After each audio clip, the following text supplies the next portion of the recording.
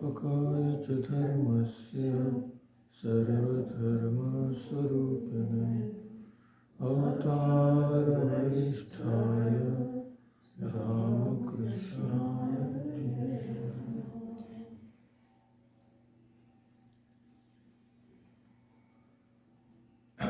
So we will discuss the Advaita theory of illusion, which we have been discussing for the last two sessions, not immediately before that. So you will be glad to know that this one will be the last. So only half a Tanalong we'll do today because we have covered most of the difficult portions. So this theory is very important. Why we went into such detail is because the theory of Adhyasa is the key to understanding Advaita Vedanta, and in his most famous commentary on the Brahma Sutras, how this is so important we know that the whole of Advaita Vedanta is based on Shankaracharya's commentaries on the Bhagavad Gita, Upanishads and Brahma Sutras. So at the very beginning of his commentary on the Brahma Sutras, in which he lays the foundation of Vedanta, at the very beginning he discusses first this Adhyasa. And it cannot be understood without understanding this Anirvachaniyakhyati, which we have been discussing. That is why we have gone into so much detail. So the implication of the term Adhyasa, Adhyasa means superimposition or false attribution. So in Advaita Vedanta it is perceptual error. And it is with reference to perceptual error that the theory of Anirvachaniyakhyati has been propounded by the Advaitins. So we already seen that Khyati means erroneous conception and Vada is the doctrine of. So Khyati Vada is the doctrine of false apprehension, erroneous conception, whatever you may say. And there are 7 principal theories. There are actually 9 or 10 theories, but so much Tylenol is not there in the market, so we discussed only 7 theories.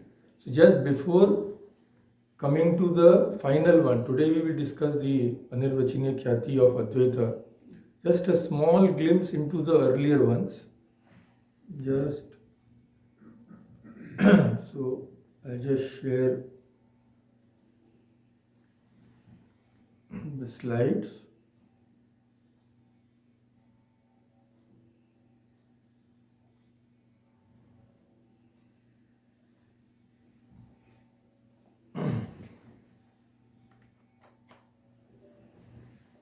Share with online those who are there.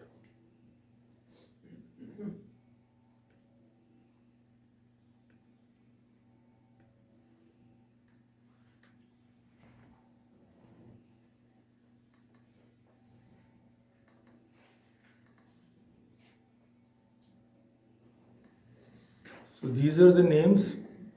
You have seen Akhyati, Asatkhyati, Atmakhyati, Satkhyati of Ramanujacharya, Vivekakhyati, Anyatha-khyati.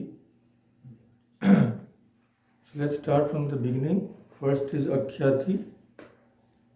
According to this, an illusion has no objective substratum at all. It is objectless. Like they say, when you see a snake in a rope, there is no substratum at all. Illusion does not comprehend anything. It is just a non-apprehension of an object. But this can be easily refuted because if illusions have no objective substratum and are not caused by anything external, then we cannot distinguish between one illusion and another. We will not be able to distinguish between the illusion of water in a mirage from that of a snake in a rope. We have already discussed this in detail, so we won't go further. Asatkhyati says, this is the Shunyavadins of the Bauddhas, that in the cognition of a snake in a rope, there is cognition of the snake as real, although there is no snake at all. So something which is not there is seen. But Vedanta says no, an absolutely non-existent object can never appear in consciousness. If there is nothing at all, if we see a piece of silver in a mother of pearl, we won't go to and try to get the silver. Next is Atmakhyati. This is the idealist school. So according to idealism, there is nothing external. They say that everything is in the mind. So according to this theory, they say that the idea of a snake is produced by the subconscious impression of a snake, which at some time or the other arose in the beginningless series of impressions. So everything is in the mind.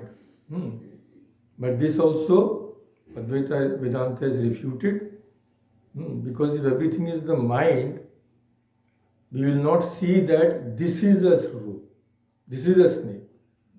When we say this is, it cannot be in the mind.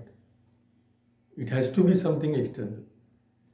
If something is in your mind, you should say that I am a snake, not this is a snake. Then Satkhyati of Ramanuja. This is completely opposite to all these theories. It says that when you see a snake in a rope, there is actually a snake there.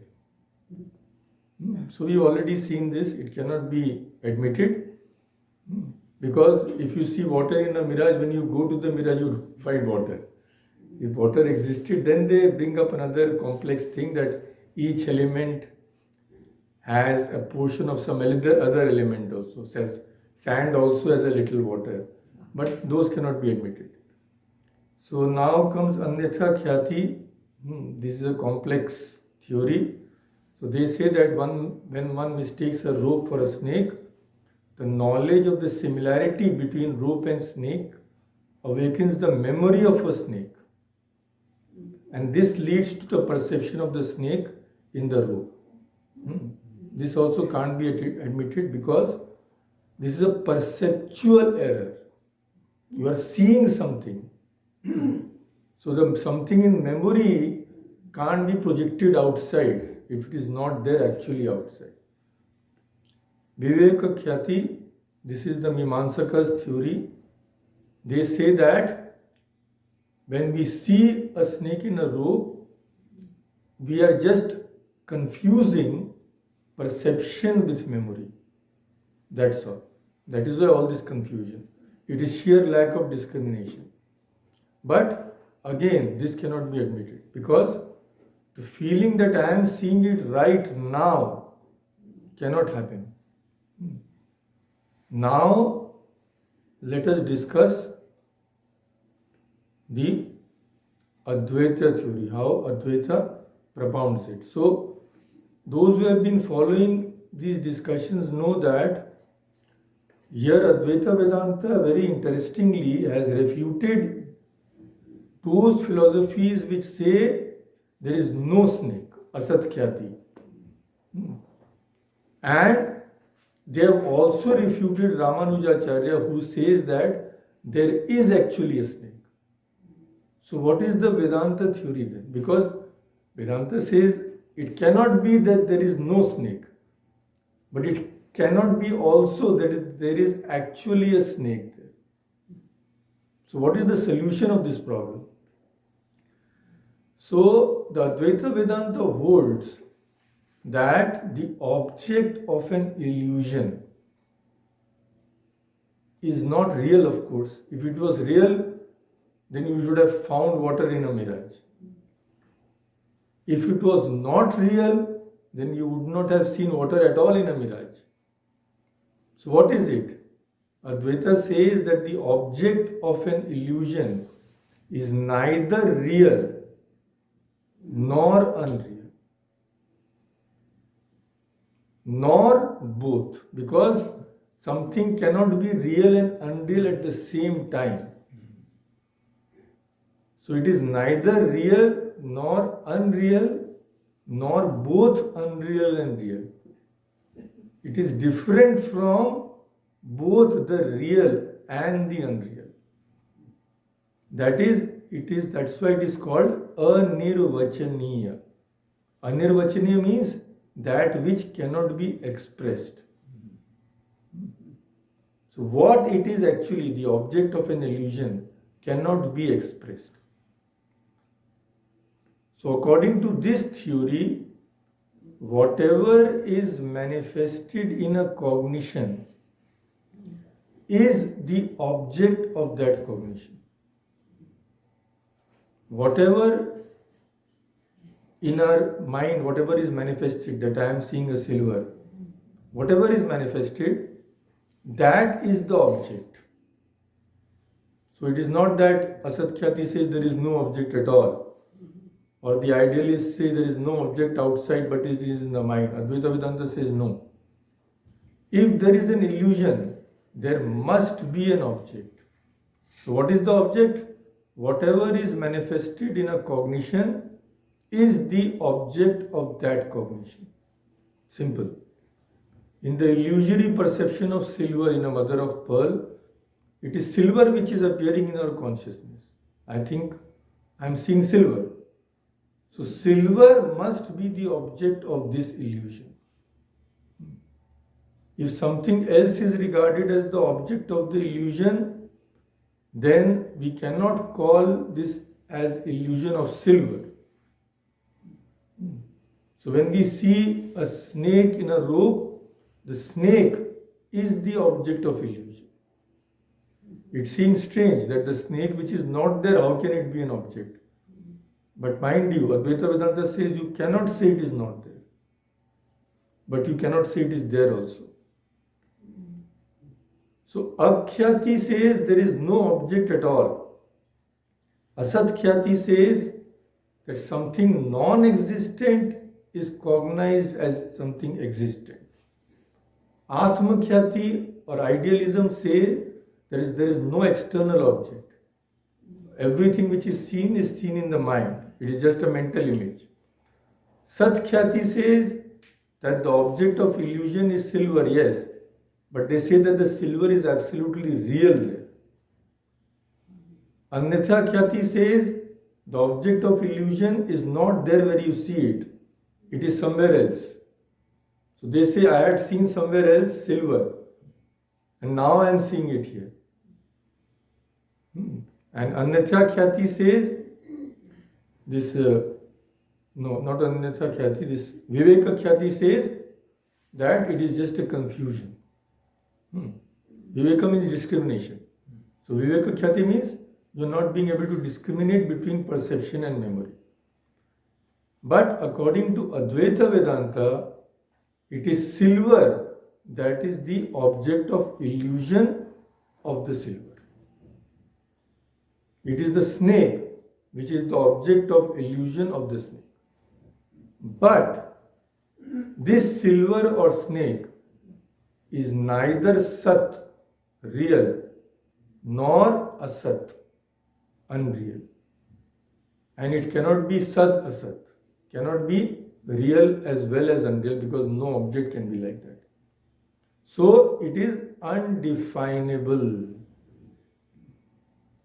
It cannot be real, otherwise the cognition of silver will be valid. It will be a valid cognition. It won't be an illusion at all. It cannot be illusory perception at all if the silver is there. And if it was real, then it would not be contradicted at a later stage.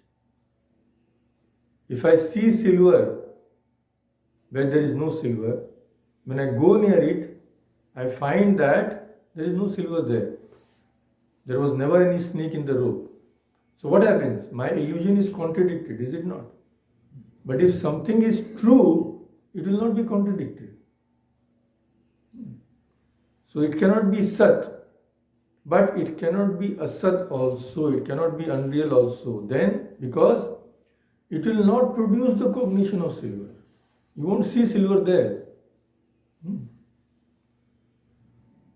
So nor can be both be real and unreal, because it will be a contradiction.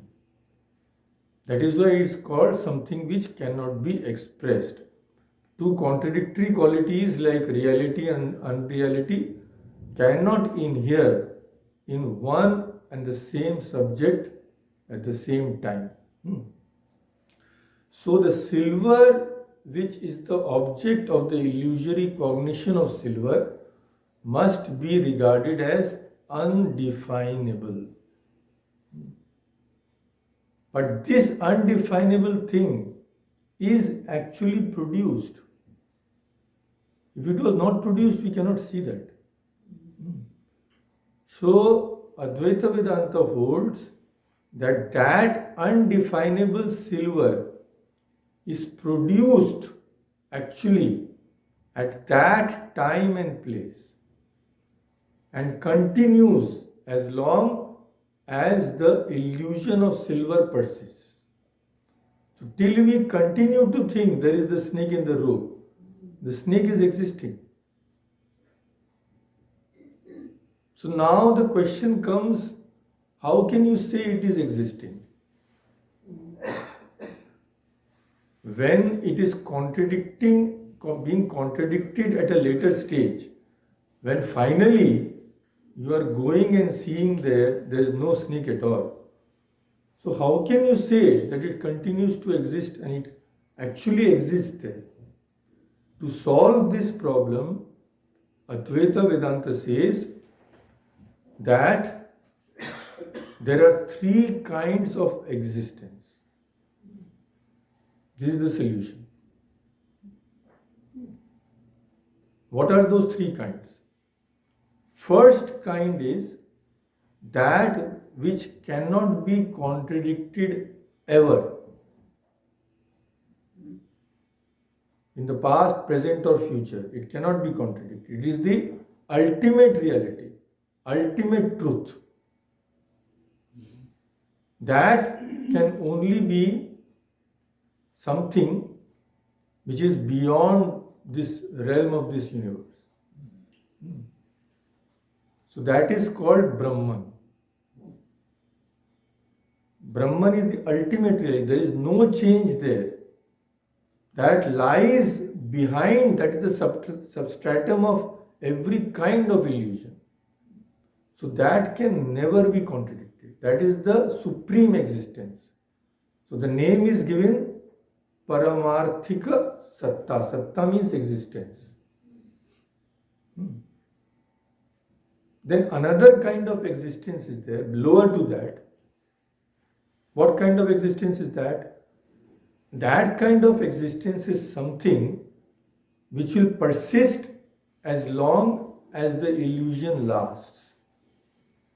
But it will never be contradicted by something which is a part of the illusion. Mind you. So this world which we are seeing, this myriad of objects, Advaita Vedanta says this is not Paramarthika Satta or ultimate reality, because when knowledge dawns, this will be contradicted. So this is called practical existence, Vyavaharika Satta, because we are living and acting here. So this is not the ultimate reality, but this is also a type of reality till we continue to experience it. But this Vyavaharika Satta will never be contradicted by something which is a part of this illusion. So nothing in the world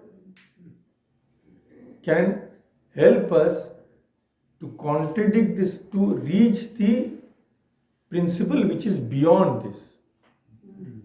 So this will never be contradicted by something which is a part of illusion, part of this world. And the lowest is called Pratibhasika Satta. This type of illusion can be contradicted by something within the illusion. So when you see a snake in a rope, what happens? It is contradicted. we find there is no snake, there is only a rope. But this rope is also part of this world. So something within the illusion is contradicting our false supposition. Is it not? I see something shining, I see maybe it is a diamond. When I go, it is not something, it's just reflection of sunlight on some. So what is happening? Something in the world is breaking our illusion, which was also part of the world.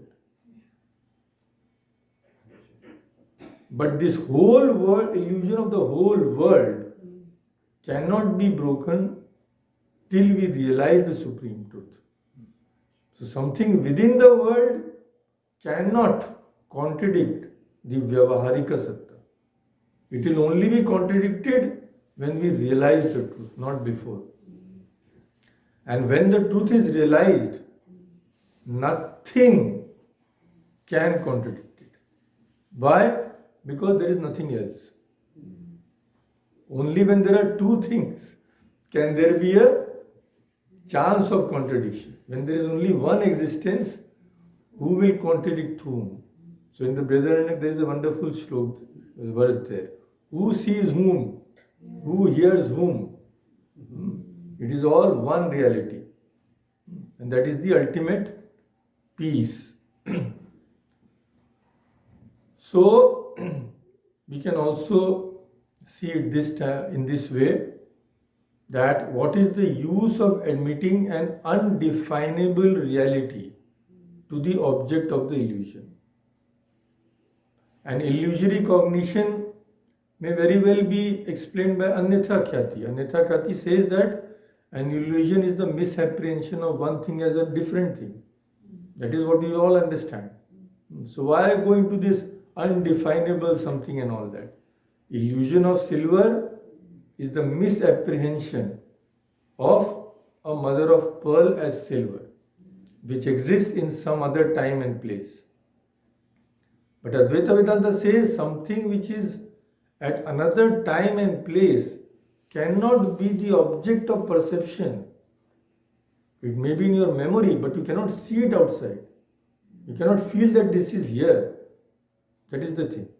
You cannot feel that this is present to my sense organ right now. And without a present object in front of me, there cannot be any perceptual error at all. This is the thing. So Advaita Vedanta says, whether you admit it or not, but this is something undefinable. You cannot put a finger on it. It is there, but not there at the same time. So now this object, this very strange object, which is neither real nor unreal nor both, how is it produced? If something is there, present, it must be a cause of something. So what is the cause? The cause, according to Advaita Vedanta, which you very well know, that is also the cause of this perception of the world, is avidya, ignorance. Now, if you take it with relation to the particular illusion of silver in a mother of pearl, then this illusion is produced by avidya in cooperation with the subconscious impression of silver perceived in the past. We had seen silver somewhere, otherwise we cannot say that this is silver.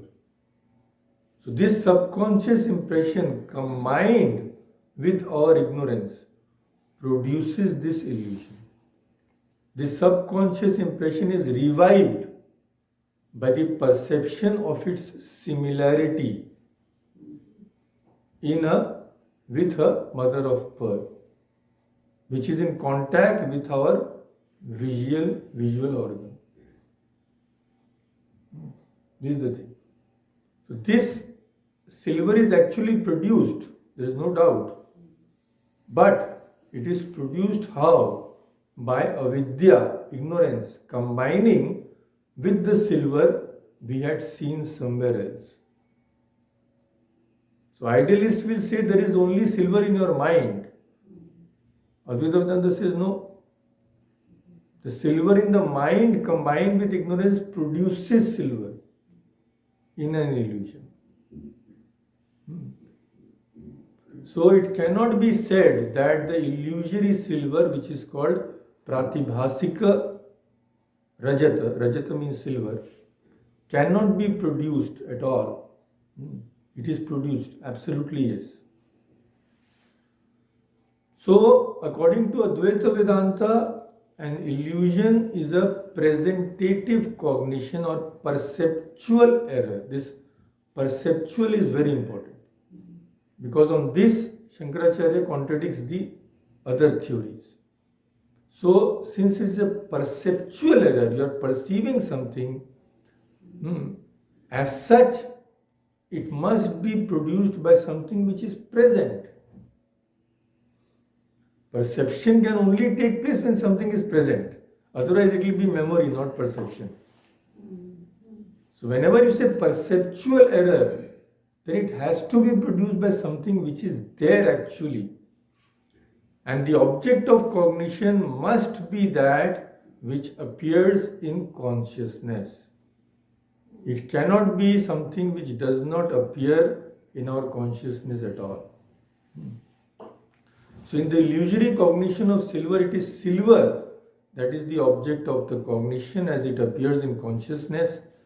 And that silver must be present at that time and place where the illusion is produced. It has to be there. Otherwise, the illusion would not be perceptual error. Other kinds of error it may be there. So the illusion of silver has silver for its object and it is produced then and there and it will continue till the illusion lasts. That is all. If we see silver where there is no silver and if we go away without examining, we may tell our friend somewhere, oh, this silver is there, go and take it. Because that illusion is continuing till it is not contradicted by the real experience. But this silver cannot be real.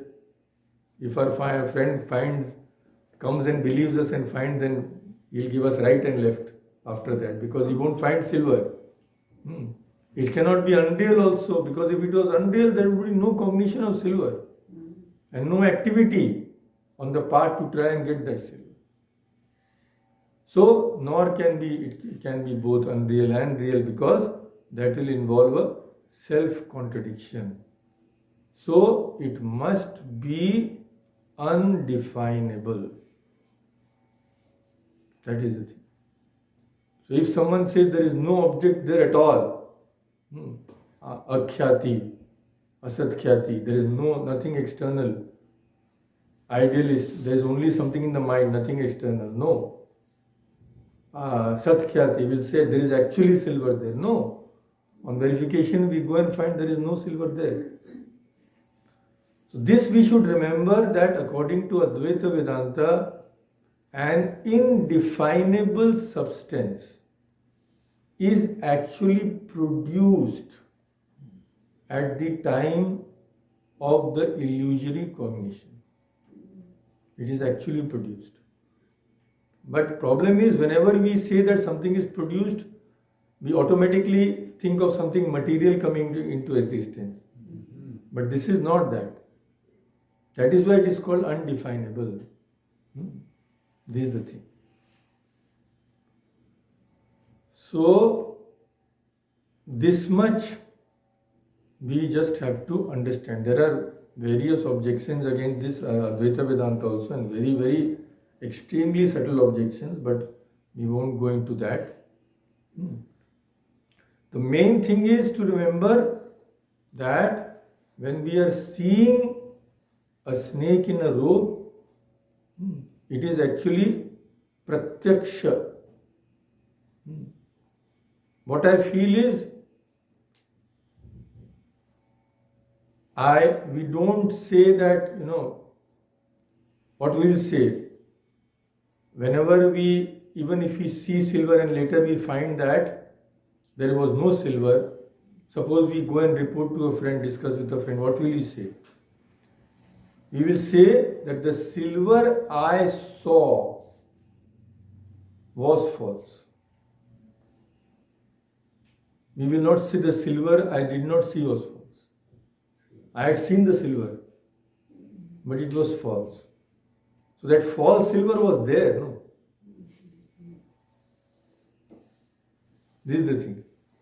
So, thus there are two kinds of silver actually in an illusion.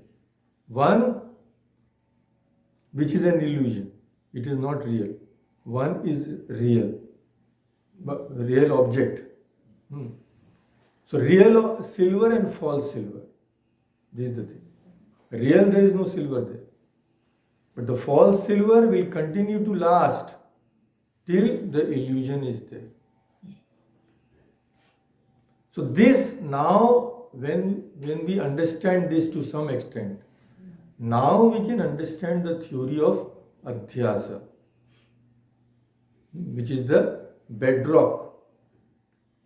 So Advaita Vedanta says, as the silver in the illusion, when you see silver in the mother of pearl, as it cannot be called real or unreal, similarly, this whole world appearance, this Jagat, Brahmanda, duality, cannot be called completely unreal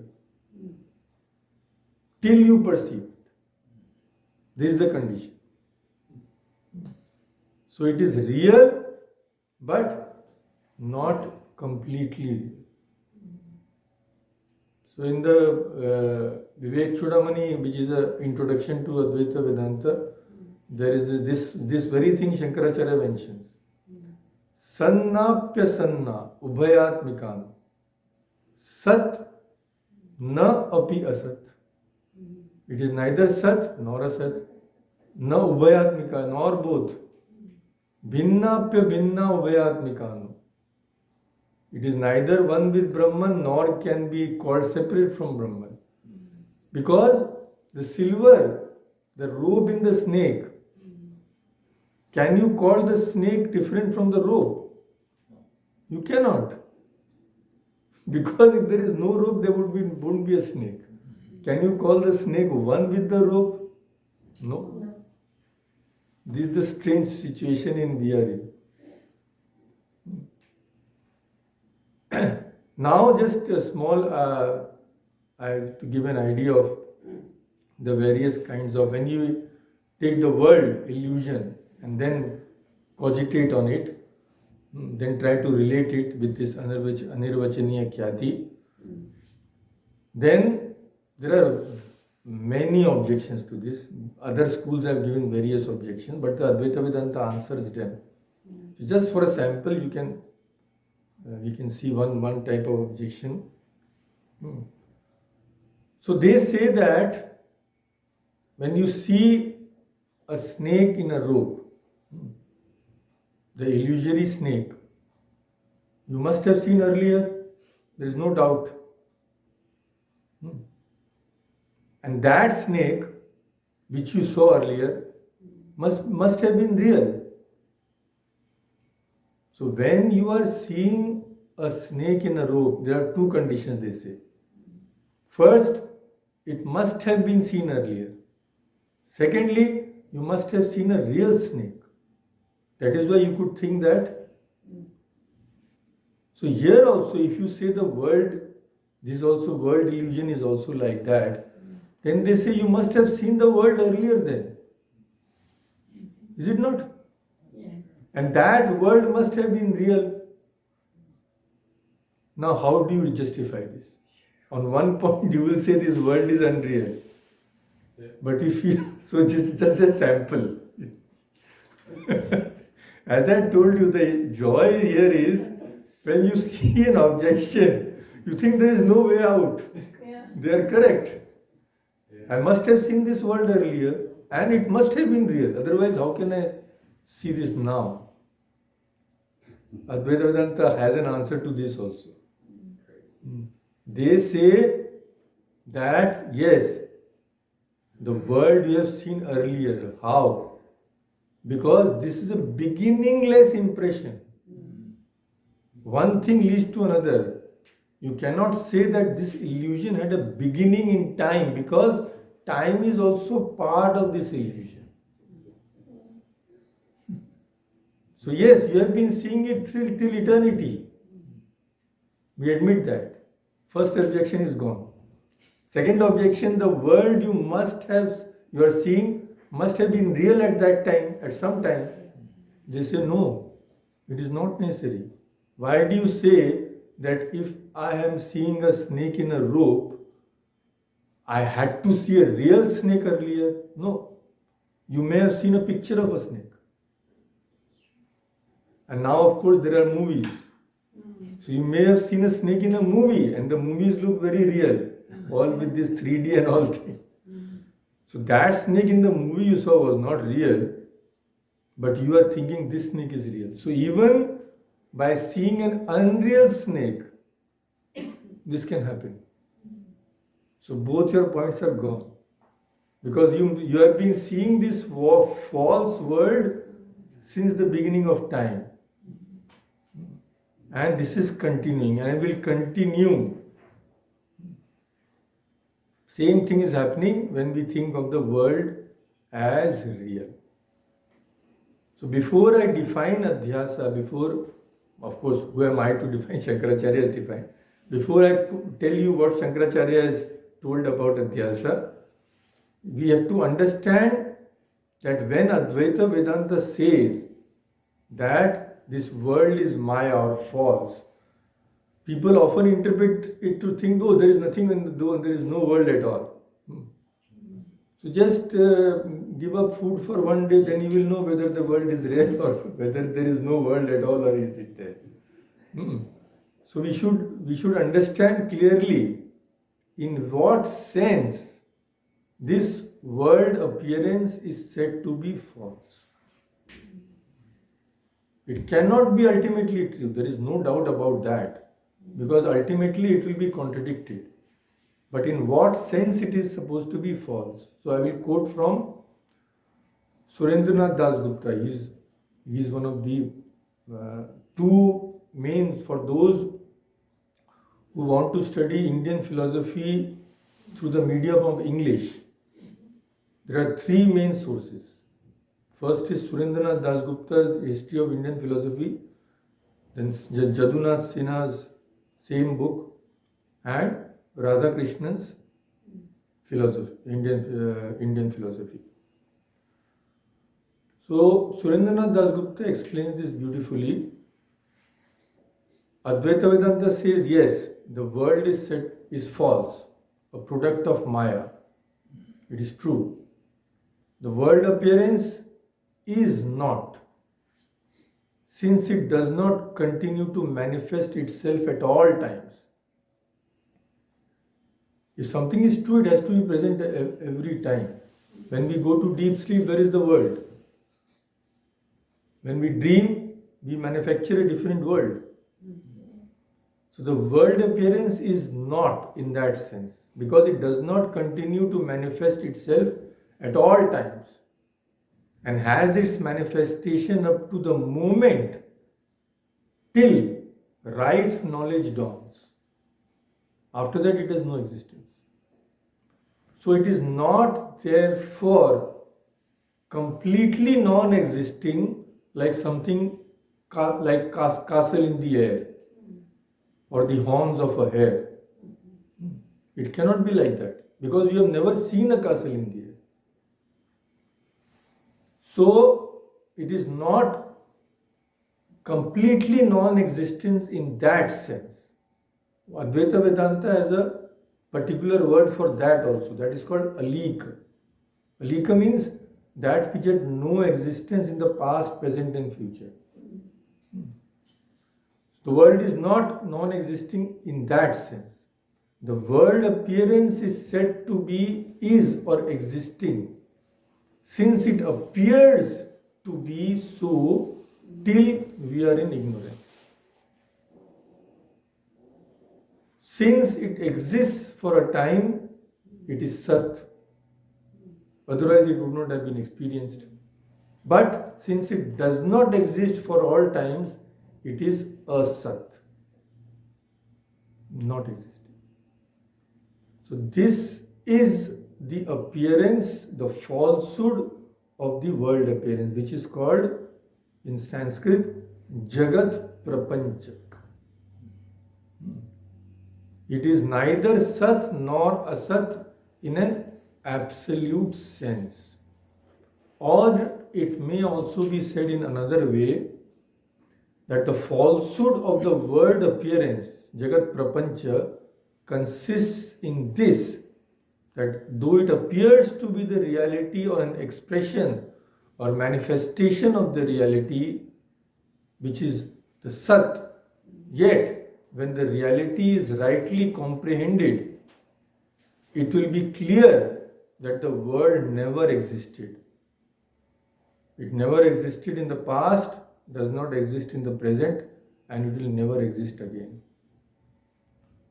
So this is what we find in an illusory perception. When the truth is found out that it was just a mother of pearl and not a silver, we say that the silver, though it appeared at the time of illusory perception to be what we saw before us, as this is silver, actually it never existed before, does not exist now, and actually will never be there. But only when we know the truth, not before that. Before that we are seeing that silver. So, this Brahman which appears as the world, it is similar to this experience, our experience of the world, behind which there is the substratum of Brahman. So, this brings home to us the truth that the world is an appearance which is different from what is absolutely real. Because once the absolutely real thing is known, it will never be contradicted. A thing is said to be true only so long as it is not contradicted. This is the fundamental proposition of Advaita Vedanta. That what is the test of truth? Abaditvam. There will never be bada. Bada means contradiction. It will never be contradicted. So, a thing is said to be true only so long as it is not contradicted. But since the dawn of right knowledge contradicts this Jagat Prapancha, this world, and then the world, since it will be found to be false and non-existing, this world cannot be regarded as being ultimately real. The only thing which is ultimately real is Brahman. What you can call it, God, Ishvara, Brahman, whatever you like. So another question is raised here, that Advaita Vedanta may say, according to Advaita Vedanta,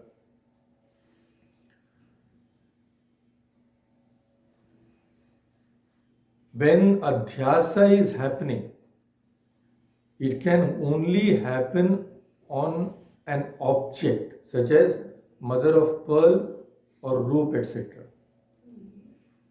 When a person sees a mother of pearl as silver, he says, this is silver. So the objector, the one who raises the objection, the school, they say that if you say this is similar to Adhyasa, but the world, when you are seeing the Brahman as the world, they say that this is not possible. Because there can be no Adhyasa on the self. Here what you are seeing, again let us see what they are objecting. They are saying that you are seeing a snake in a rope. Okay? Now, the snake has been superimposed on the rope. And according to you, this whole manifested universe is superimposed on the self. Is it not? They say that the self cannot be compared with the rope. Nothing can be superimposed in the self because the self is pure knowledge itself. The rope which is there, in which place I see a snake, is an object of my knowledge. I say, this is a rope. Can the self ever be made an object of my knowledge? Can I bring out the self from within me and say, this is the self? So they say, then this is not tallying. If you compare this rope and snake and you compare your Adhyasa theory, they say it cannot happen. Yes, a snake can be superimposed on a rope because the rope is an object of your knowledge. This is the rope. But when you say the whole world is superimposed on Brahman, the Brahman is not an object of your knowledge. It is not outside somewhere. You cannot say this is Brahman. Is it clear? I think it is time to end now. By your looks on the face I can see. Only so we will end now. We will just answer this objection because afterwards if you reflect. The answer is that Advaita Vedanta says the self can be an object of knowledge. How? Because it is the object of the concept I. If you say I, what are you referring to? You are referring to your real self. So is the self. What you can call it Brahman also. Individually you call it self. So isn't the self becoming an object of knowledge when you say I? But this cannot be, self cannot be an object of knowledge when there is only pure consciousness. To be an object of knowledge, the mind is required. This is the catch here. And of course, we are also saying that Adhyasa can only take place till there is a mind. If there is no mind, what Adhyasa? You are free. So Advaita Vedanta answers this in this way. Yes, you are correct. Pure self cannot be an object of knowledge. Because to be an object of knowledge, there have to be two things. One is the knower and the known. But in the self, there is no duality at all. So who is the knower and who is the known? So the self can never be an object of knowledge like this box. I cannot say, this is myself. I cannot say that. It is impossible. But it is an object of knowledge till my mind is there. Antakarana. And of course, the mind is also a portion within this Adhyasa. This is the thing. So just in conclusion, just let me define Adhyasa in the simplest term. It has been defined in two ways. One is a complex one that requires a separate discussion. Smriti Rupa, that is, we will leave that. So Shankaracharya says, what is the simplest definition of Adhyasa? Atasmin tad buddhi. The buddhi is tad means something is there where it is not there. This is the simplest definition of Adhyasa. What? Seeing a thing where it is not. Seeing silver in a mother of pearl where it is actually not. Seeing a snake in a rope where it is actually not. This buddhi, this appearance, which makes us see something where it is not, is called Adhyasa. So this happens by this method. Anirvachaniyakhyati.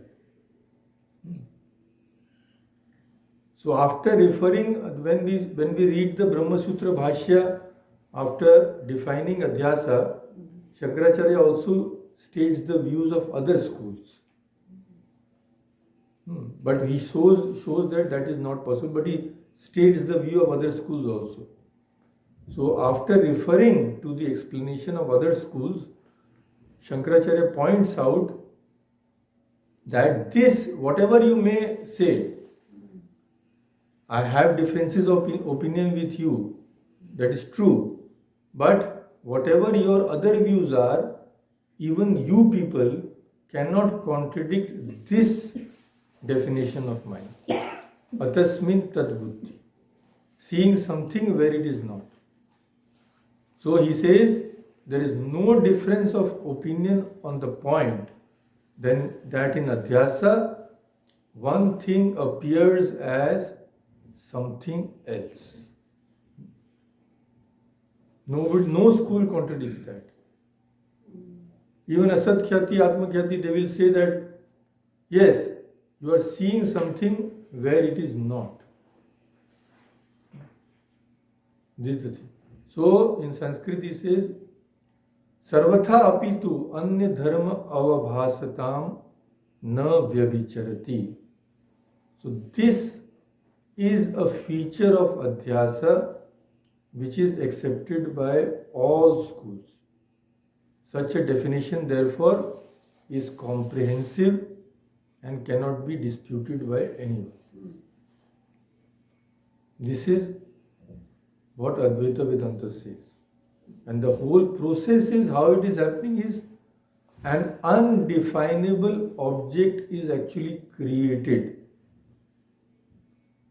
You cannot say the world is not at all there. No. It is there till you experience it. 100% it is there. And even if you say it is, even if we say it is not there, what is the use? We will be lying to ourselves because in each and every action, our mental state is what? This world is real. We are acting on that assumption. So when you say the world is not real, lip service, but you are going against what you profess, it is called mithyachara. It is hypocrisy. That won't lead to spiritual progress. That is why Sri Ramakrishna says again and again, this is not for, this is for only those who have achieved a very, very high state in spiritual life. When they have, this experience is coming to them, yes, that this world is not real. Before that, if you say, it is just hypocrisy. He says, you have thrown a thorn has pricked your finger, blood is coming out, you say there is no thorn, there is no blood. Simply telling this won't, you are actually experiencing it. Yes. How can you contradict it? So that is why he says, till you experience the world is very much real. So what, you should not go about saying that the world is unreal, but rather tell it in this way which will lead to your spiritual progress. What? You say that this ego of mine is unreal. Right. Naham nam, not I. Start with this. So let us stop here because it is time also and we will have a short annual general meeting which you all know. So this concludes our discussion of the Advaita theory of illusion, also called the Anirvachaniyakhyati, that which cannot be described. The object produced in an illusion is neither real nor unreal nor both. Therefore, it is Anirvachaniya, that is means it cannot be expressed what it is. That is the concluding, just a sum and substance of our discussion. Om Shanti Shanti.